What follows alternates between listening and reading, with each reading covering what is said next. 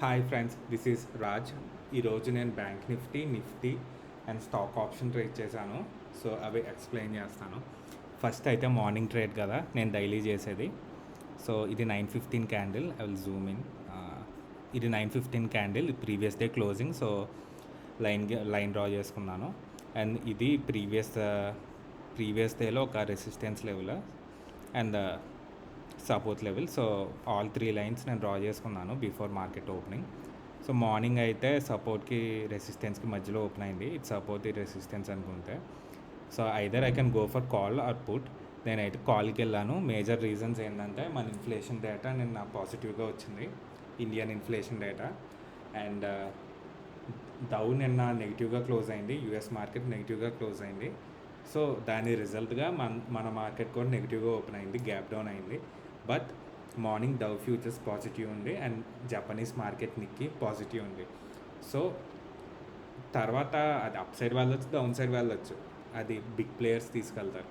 But morning gap down open అయింది, అన్ని factors పాజిటివ్గా ఉన్నాయి కాబట్టి నేను కాల్ సైడే చేశాను. చిన్న అప్ మూవ్కి, ఆ చిన్న అప్ మూవ్కి యాడ్ చేశాను. నాకు అరౌండ్ 16,000 ప్రాఫిట్ వచ్చింది 1 మినిట్లో. టైం చూడలేదు, లెస్ దాన్ 1 మినిట్ ఉంటుంది. సో ఈ క్యాండిల్లో నాకు వచ్చింది. అండ్ తర్వాత చిన్న చిన్న ట్రేస్ చేసా. ఇక్కడ సపోర్ట్ రేస్ చేశాను. ఇక్కడ ఈ క్యాండిల్లో అయితే ఏం తీసుకోలేదు. ఇది రిజెక్షన్ క్యాండిల్, అంటే టాప్కి వెళ్ళి డౌన్ సైడ్ వస్తే రిజెక్షన్ క్యాండిల్ అంటాం. బట్ అండ్ ఈ క్యాండిల్లో తీసుకున్నాను, ఇది కూడా రిజెక్ట్ అయింది కదా. సో ఇక్కడ పుట్ తీసుకున్నాను. సో యా, ఇక్కడ కాల్ తీసుకున్నాను.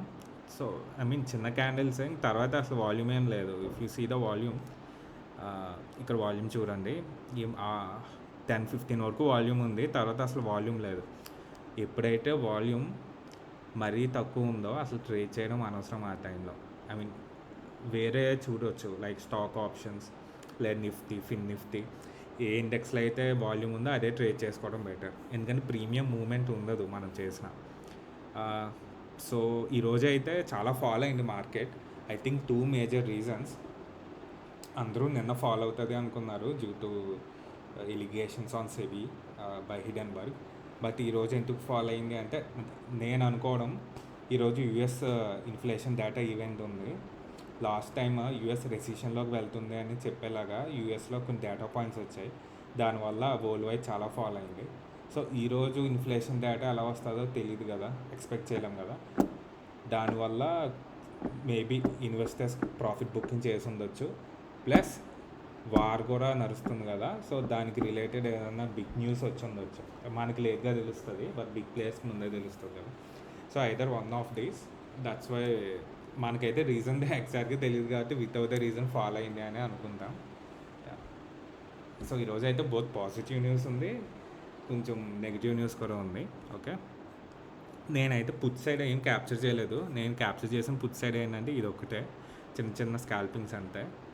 అండ్ ఇదంతా ట్రేడ్ ఏం తీసుకోలేదు నేను. యాక్చువల్లీ ఇక్కడికి ఆఫ్ చేసేసి ఆ సిస్టమ్, ఇదంతా ట్రేడ్ చేయలేదు. ఇది ఇక్కడ కాల్ తీసుకున్నాను, ఆఫ్టర్నూన్ తీసుకున్నాను. ఎందుకంటే ఇది అరౌండ్ 12:30 ఇది. ఎందుకంటే ఇది సపోర్ట్ లెవెల్, అదే ఒక లైన్ డ్రా చేసుకున్నాం కదా, దీనిపైన మార్కెట్ ఉన్నంత వరకు ఇది సపోర్ట్గానే యాక్ట్ చేస్తుంది.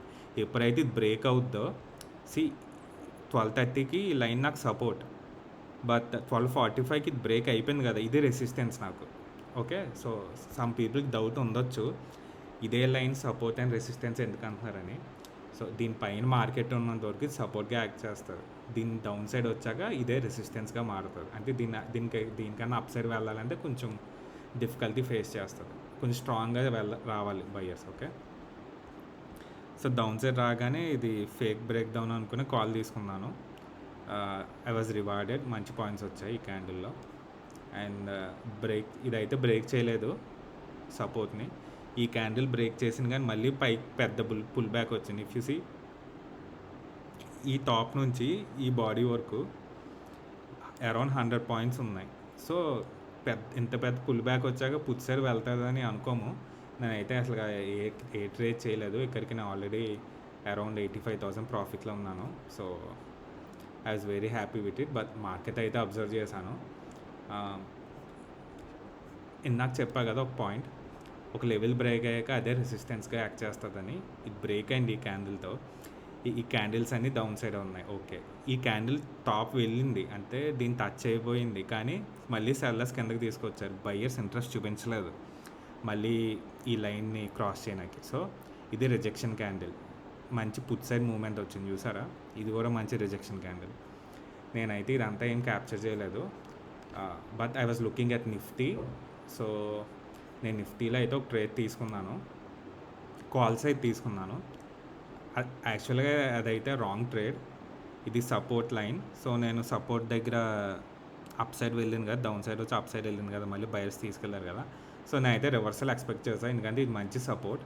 బ్యాంక్ నిఫ్టీ రికవర్ అయినా అవ్వకపోయినా నిఫ్టీ రికవర్ అవుతుంది డే క్లోజింగ్ టైంకి అనుకున్నాను. సో ఇది around 2 o'clock. So still 1.5 hour ఉంది కదా, రికవర్ అవుతుంది అని అనుకున్నా, బట్ స్టిల్ ఫాల్ వచ్చింది. ఇక్కడ సపోర్ట్ తీసుకుంది ఈ లైన్ దగ్గర. బట్ నేనైతే స్టాప్ లాస్ ఏం తీసుకోలేదు, ఇక్కడ బై చేశాను, లెస్ క్వాంటిటీ బై చేసా, అరౌండ్ 250. సో ఇదంతా యావరేజ్ చేసుకున్నా, ఇక్కడికి అరౌండ్ 1000 క్వాంటిటీ ఉంది నిఫ్టీ నాకు.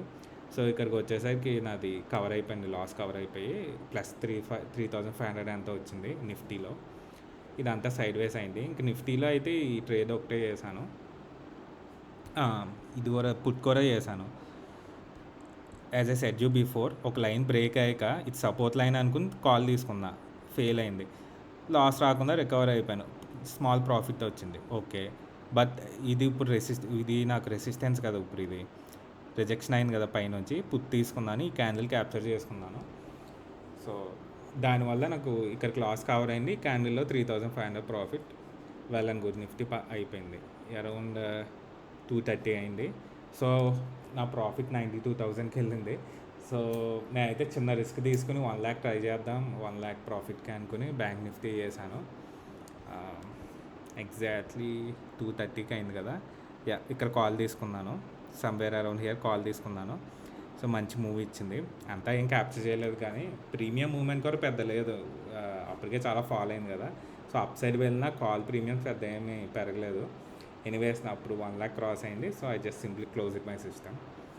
సో ఈరోజు అయితే మెయిన్ సపోర్ట్ అండ్ రెసిస్టెన్స్తోనే ప్లే చేశాను.